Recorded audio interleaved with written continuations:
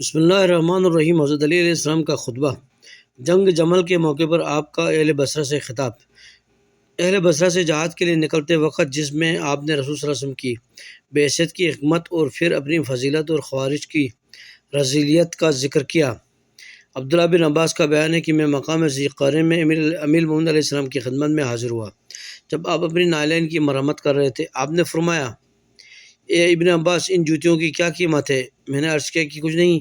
فرمایا کہ خدا کی قسم مجھے تمہاری حکومت سے زیادہ عزیز ہیں، مگر یہ کہ حکومت کے ذریعے میں کسی حق کو قائم کر سکوں یا کسی باطل کو دفاع کر سکوں۔